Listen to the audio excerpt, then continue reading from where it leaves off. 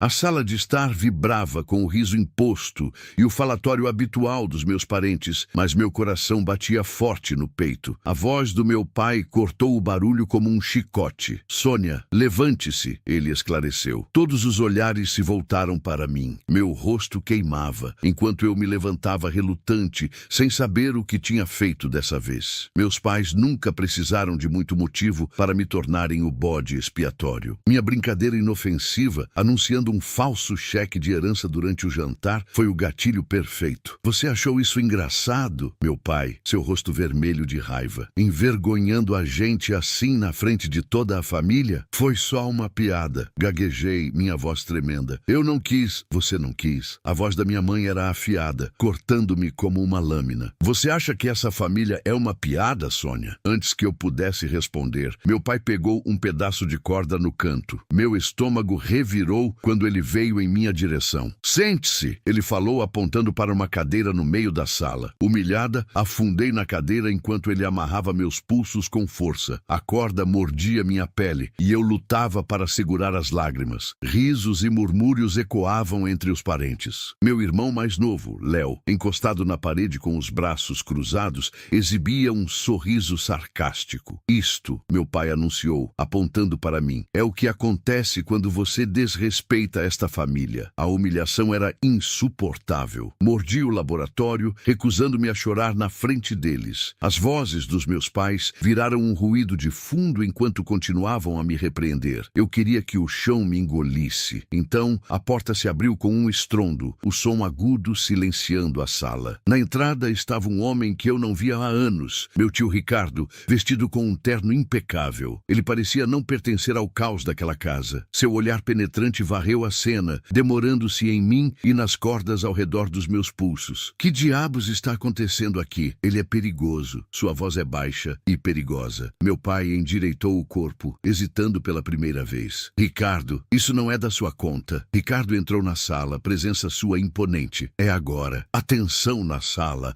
era sufocante enquanto Ricardo caminhava em minha direção. Ele se agachou na minha frente, sua expressão suavizando. Você está bem, Sophie? Assenti, embora minha garganta estivesse apertada com lágrimas contidas. Ricardo se declarou, virando-se para enfrentar meus pais. Desamarre-a, disse, sua voz fria e inflexível. Isso é disciplina, minha mãe argumentou. Ela precisa aprender disciplina. A voz de Ricardo levantou levemente, sua raiva mal contida. Isso não é disciplina, isso é crueldade. Meu pai hesitou, mas o olhar de Ricardo não deixou espaço para discussão. Resmungando, ele afrouxou as cordas ao redor dos meus pulsos. Meus braços ficaram livres e eu esfreguei as marcas vermelhas deixadas para trás. Ricardo virou-se para mim. Vá arrumar suas coisas. O quê? A voz da minha mãe subiu em descrição. Você não pode simplesmente levá-la. Oh, eu posso, disse Ricardo, seu tom gélido. E vou. Vocês provaram que não a merecem. Você não entende, meu pai começou, mas Ricardo o interrompeu. Não, Pedro, eu entendi perfeitamente. Eu vi você e Amanda destruíram ela por anos. Isso acaba hoje. Meus pais trocaram um olhar de pânico. Eles sabiam que não podiam desafiar Ricardo. Sua riqueza e influência superavam em muito as deles e dependiam demais dele para arriscar aliená-lo completamente. Isso é um erro, minha mãe sibilou, seu rosto contorcido de raiva. O único erro, disse Ricardo com sua voz calma, mas firme, é a maneira como vocês trataram sua filha. Ele se virou para mim, sua expressão suavizando novamente. Você vem comigo. Você não pertence aqui. Segui Ricardo para fora da casa, meus passos hesitantes no início, depois mais rápidos conforme o peso da sala atrás de mim diminuía. O ar frio da noite bateu no meu rosto como uma lufada de liberdade. O carro preto e elegante de Ricardo esperava na entrada, seus faróis cortando a escuridão. Ao chegarmos ao carro, Ricardo abriu a porta do passageiro para mim. Entre, disse, seu tom firme, mas gentil. Deslizei para o assento, meu coração batendo forte no peito. Atrás de nós, meus pais estavam na varanda, o rosto da minha mãe contorcido de fúria, enquanto meu pai parecia atordoado, sua bravata habitual arrancada. Léo espiava por trás deles, seu sorriso sarcástico desaparecido, substituído por algo que parecia estranho. Ricardo entrou no banco do motorista e ligou o motor. O ronco do carro abafou os murmúrios da varanda enquanto nos afastávamos. Olhei para trás uma vez, apenas uma, para ver a silhueta da minha mãe conduzindo na distância, e então eles sumiram. Você não precisa mais olhar para trás, disse Ricardo com voz firme. Você está livre agora. A propriedade de Ricardo era como entrar em uma realidade diferente. A casa erguia majestosa, cercada por jardins bem cuidados que se estendem infinitamente. A arquitetura elegante brilhava ao luar, e o brilho quente das janelas fazia a mansão parecer viva. Esta é sua casa agora, disse Ricardo enquanto destrancava a porta da frente e me guiava para dentro. O interior era ainda mais impressionante. Tetos altos, pisos polidos e paredes forradas com estantes de livros e obras de arte. Apesar de toda a grandiosidade,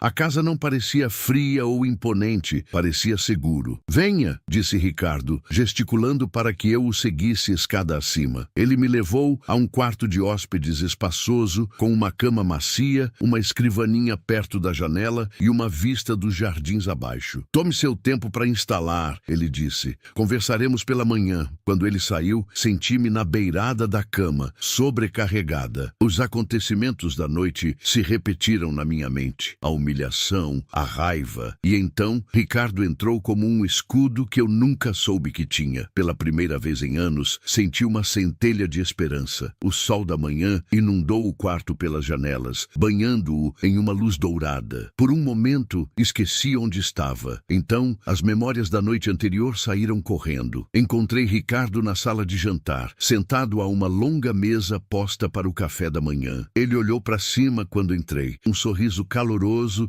se espalhando pelo rosto. Bom dia, disse. Dormiu bem? Assenti, embora meu sono tivesse sido questionado. Obrigada por tudo. Ele dispensou com um gesto. Você não precisa me agradecer, Sônia. O que eles fizeram com você foi errado. É meu trabalho garantir que você esteja seguro agora. Enquanto estávamos, Ricardo começou a me fazer perguntas gentis e sondadoras sobre meus interesses, meus sonhos, coisas que eu nunca tive a chance de explorar. Pela primeira vez, alguém queria saber quem eu era, não quem queria que eu fosse. O que você ama? Ele disse. Hesitei, a pergunta me pegando desprevenida. Eu costumava amar escrever, admiti. Quando era mais nova, escrevia histórias o tempo todo, mas meus pais diziam que era perda de tempo. A expressão de Ricardo escureceu, mas sua voz parecia calma. Eles estavam errados. Se escrever te faz feliz, você deve fazer isso. Alguns dias depois, Ricardo me chamou em seu escritório. Estive pensando, disse. Você passou por muita coisa, Sônia. Mais do que qualquer um deveria. Quero que você considere fazer terapia. Terapia? A palavra tão estranha, quase um tabu. Meus pais sempre descartaram a saúde mental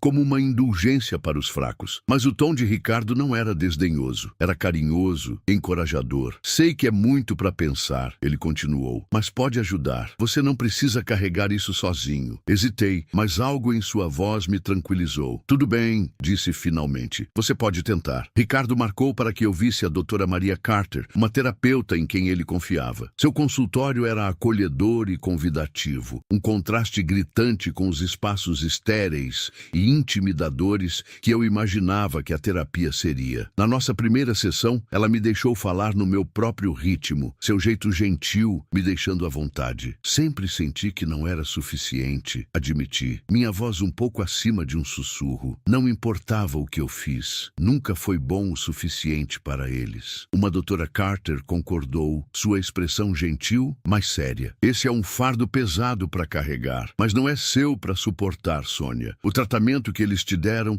diz mais sobre eles do que sobre você. Suas palavras ficaram comigo muito depois da sessão, plantando as primeiras sensações de cura com a terapia. Ricardo me deu as ferramentas para processar minha dor. Ele me incentivou a voltar a escrever, montando um cantinho de escrita no meu quarto, completo com um novo laptop e prateleiras cheias de livros sobre narrativa e criatividade. Considere este o seu espaço, disse ele. Sem pressão, escreva apenas o que parecer certo. No início, as palavras vinham lentamente. Eu não escrevia há anos e a página em branco parecia intimidadora. Mas à medida que me permitia mergulhar no processo, algo mudou. Escrever tornou-se um refúgio, uma forma de processar minhas emoções e recuperar minha voz. Uma noite, mostrei a Ricardo um conto que escrevi sobre uma garota que escapou de uma torre e encontrou sua liberdade liberdade na natureza. Ele leu com atenção, depois olhou para mim, os olhos brilhando de orgulho. Isso é incrível, Sônia, ele disse. Você tem um dom. Pela primeira vez, senti que era mais do que a garota que meus pais estavam preocupados. Eu era alguém com sonhos, com talento, com um futuro. As semanas se transformaram em meses e comecei a me adaptar à minha nova vida. As sessões de terapia com a Dórtara. Carter derrubaria as muralhas que eu havia construído ao meu redor, enquanto minha escrita florescia com o incentivo de Ricardo. Pela primeira vez em anos, senti que estava respirando ar fresco. Uma tarde, Ricardo me encontrou no jardim, com um caderno equilibrado nos joelhos, enquanto esboçava o contorno de uma nova história. Ele sentou-se ao meu lado, me entregando uma xícara de chá. Como está indo? Ele perguntou, apontando para o caderno. Melhor do que eu esperava, admiti. É bom, como se eu finalmente estava dizendo coisas que queria dizer há muito tempo. Ele assentiu, seu olhar pensativo. Essa é a beleza da escrita. Ela te dá uma voz, mesmo quando você sente que ninguém está ouvindo. Olhei para ele, suas palavras calando fundo. Por tanto tempo me senti invisível, sem voz, mas agora, com cada palavra que escrevia, me senti um pouco mais forte, um pouco mais completa. Uma manhã, enquanto revisava o rascunho de uma nova história na mesa de jantar, Ricardo me entregou um envelope. Meu nome foi escrito na frente com uma caligrafia familiar da minha mãe. Encontrei isso na caixa de correio hoje, ele disse, seu tom neutro. Você não precisa abrir se não quiser. Minhas mãos tremiam enquanto segurava o envelope. Parte de mim queria rasgá-lo, rejeitar qualquer tentativa deles de me alcançar, mas a curiosidade venceu. Lentamente, abri e desdobrei a carta. As palavras eram curtas e formais,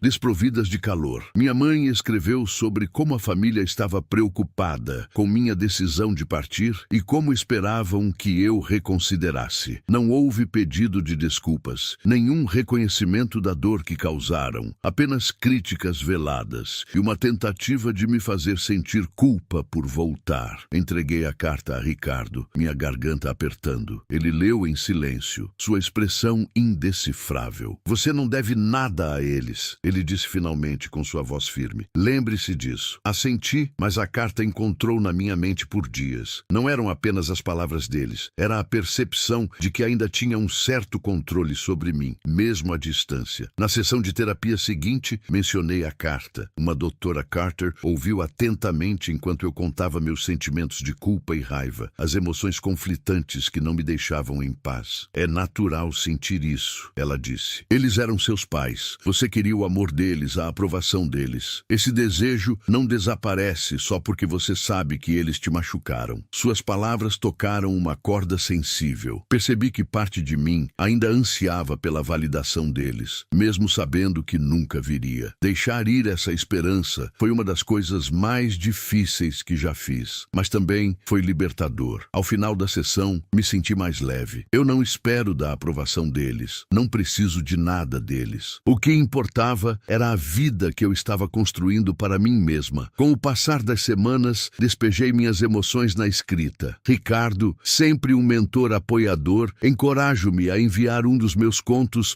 para um concurso local de escrita. A ideia me aterrorizava, mas sua confiança inabalável em mim deu o impulso necessário. Para minha surpresa, meu conto venceu o primeiro lugar. O prêmio não foi apenas uma quantia em dinheiro, foi a validação que nunca recebi dos meus pais. Meu trabalho era bom, eu era boa. Na cerimônia de premiação, Ricardo sorriu de orgulho enquanto recebia o troféu. Isso é só o começo, ele disse, sua voz cheia de verdade. Você tem muito mais para oferecer. A euforia da vitória foi atenuada por um convite que chegou logo depois. Um pedido para comparecer a uma reunião familiar na casa dos meus pais. A princípio, quis ignorá-lo, mas Ricardo me convenceu do contrário. Você não precisa ir por eles, ele disse. Vá por você mesma para mostrar quem você se tornou. A ideia de voltar a casa me encheu de chão, mas ele estava certo. Eu não era mais uma pessoa que eles amarraram uma cadeira e humilharam. Eu era mais forte agora. Quando cheguei, a atmosfera estava tão tensa quanto sempre. Minha mãe me cumpriu com um sorriso imposto, enquanto meu pai mal reconheceu minha presença. Léo, como de costume, exibia seu sorriso sarcástico característico. O jantar foi uma ocasião silenciosa, uma conversa desconfortável e desconfortável. Mas quando os pratos foram recolhidos, meu pai finalmente finalmente cortou o silêncio. Então, ele disse, seu tom carregado de sarcasmo, ouvi dizer que você está vivendo bem com Ricardo. Deve ser bom ter alguém pagando tudo por você. Respirei fundo, me firmando. Na verdade, estou me sustentando. Entrei em um programa de escrita e acabei de vencer um concurso com um dos meus contos. O garfo da minha mãe bateu contra o prato e ela me lançou um olhar cortante. Escrever? Isso não é uma carreira de verdade. É para mim, respondeu com firmeza. E eu sou boa nisso. Ricardo, que até então estava em silêncio, inclinado para a frente. Ela é mais do que boa. É excepcional. Vocês deveriam estar orgulhosos dela. A sala ficou em silêncio. A dinâmica de poder mudando em um instante. Meus pais, com toda a sua arrogância, não tinham o que dizer. Pela primeira vez, senti que tinha controle. Sair da casa dos meus pais naquela noite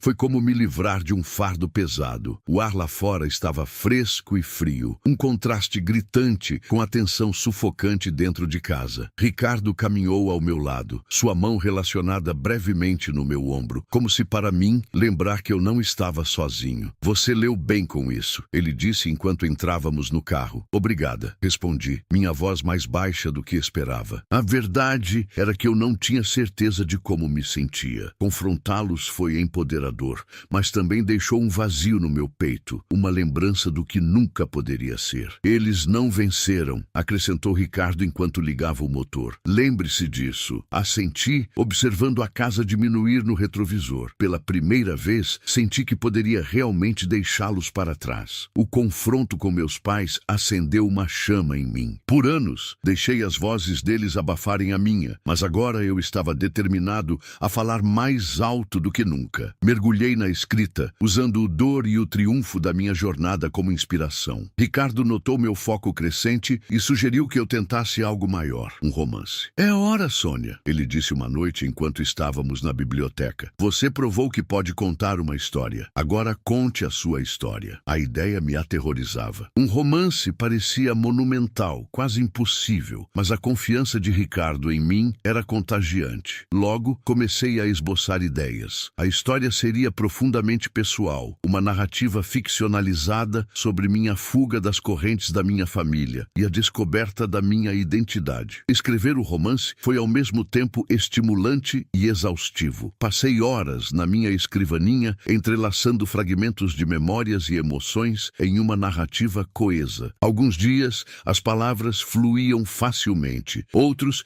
eu encarava a tela em branco, paralisada pela autocrítica. Ricardo tornou-se meu maior incentivador. Ele me acompanhava regularmente, oferecendo encorajamento e feedback quando eu me sentia travado. Lembre-se por que você está fazendo isso, ele disse uma noite. Essa é a sua história. Ninguém mais pode contar. Essas palavras me sustentaram nos momentos mais difíceis e após meses de trabalho árduo, finalmente concluí o primeiro rascunho. Não era perfeito, mas era meu. A influência de Ricardo vai além do apoio emocional. Usando suas conexões, ele me apresentou um agente literário que forneceu informações para revisar meu manuscrito. O feedback do agente foi construtivo, mas firme. A história era poderosa, mas necessária de refinamento. Mergulhei nas revisões com energia renovada, determinada a tornar a história o mais forte possível. Cada mudança parecia esculpir uma pedra bruta, revelando a beleza por baixo. Enquanto trabalhava no romance, percebi que estava processando mais do meu passado. Uma tarde,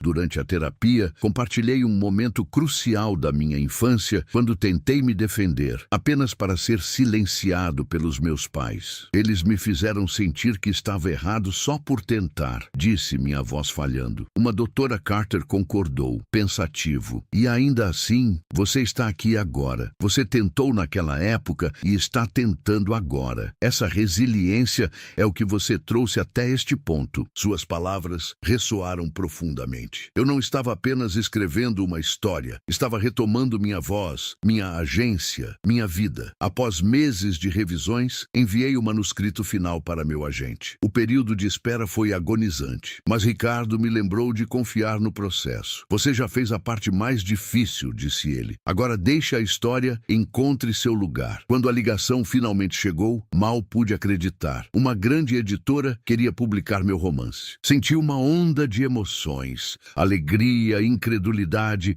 e um silencioso senso de triunfo. Minha história iria para o mundo, onde poderia inspirar outros que se sentissem silenciados. O dia da assinatura do contrato foi surreal. Ricardo estava lá comigo, seu orgulho evidente no sorriso e na palma nas minhas costas. Isso é só o começo, ele disse. A editora agendou uma data de lançamento e o processo promocional começou. Entrevistas, sessões de fotos e reuniões de marketing preencheram meus dias, mas nada disso parecia esmagado. Eu estava contando minha história e isso fazia tudo valer a pena. A notícia do lançamento do meu livro chegou rapidamente aos meus pais. Uma noite, Ricardo me entregou outra carta, dessa vez do meu pai. A carta era surpreendentemente curta. Ele me parabenizava pelo sucesso, mas com elogios indiretos, chamando meu trabalho de inesperado e sortudo. Era exatamente o tipo de resposta que eu esperava, desdenhosa e condescendente. Não respondo, não preciso. As opiniões deles não tinham mais poder sobre mim. A noite do lançamento do livro foi um turbilhão. Amigos, profissionais da indústria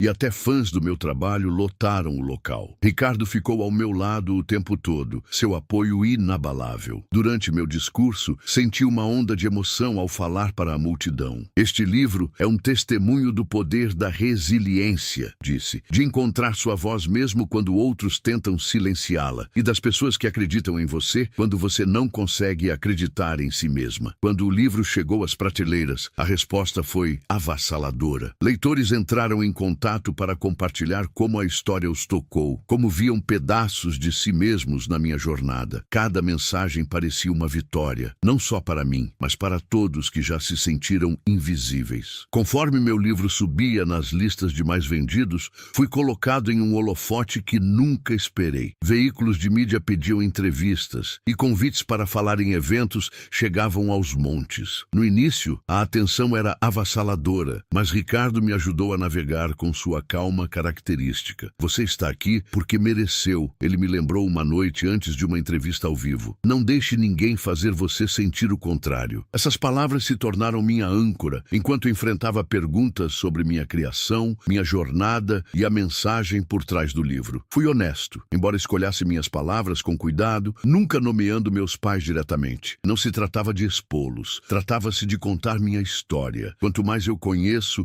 mais minha confiança cresceu. Eu não estava apenas compartilhando minhas experiências, estava retomando-as, moldando-as em algo significativo. Uma noite, enquanto me preparava para um evento de autógrafos, meu telefone tocou com um número desconhecido. Hesitante, atendente. Sônia? A voz do outro lado era incerta. Era Léo. O que você quer? Quis, meu tom mais refinado do que pretendi. Eu tenho lido seu livro, ele disse. Eu não percebi, quer dizer, eu não via as coisas como você via. Suas palavras me pegaram desprevenida. Por anos, Léo foi o filho favorito dos nossos pais, cúmplice no favoritismo deles. Ouvi-lo considerar minha dor parecia surreal. Não estou procurando um pedido de desculpas, disse. Se é disso que se trata. Não é, ele respondeu rapidamente. Eu só queria dizer que sinto muito por como te tratei, por não ter te defendido quando deveria. A sinceridade em sua voz era inegável, e pela primeira vez senti um fio de entendimento entre nós. Obrigada, disse suavemente. Isso significa mais do que você imagina. O pedido de desculpas de Léo marcou o início de uma relação hesitante entre nós. Ele admitiu que viver sob as expectativas dos nossos pais tinha sido sufocante à sua maneira. Eu não percebi o quanto de mim mesmo estava perdendo, disse ele durante uma de nossas conversas. Suas palavras ressoaram comigo e eu vi perdoando-o, não apenas por sua cumplicidade, mas também por suas próprias lutas. Não éramos as mesmas pessoas que sob o teto dos nossos pais, e essa percepção nos deu uma chance de recomeçar. Meses depois, chegou outra carta dos meus pais. Esta era diferente. Não estava cheio de elogios indiretos ou críticas veladas. Era um raro reconhecimento de suas ações,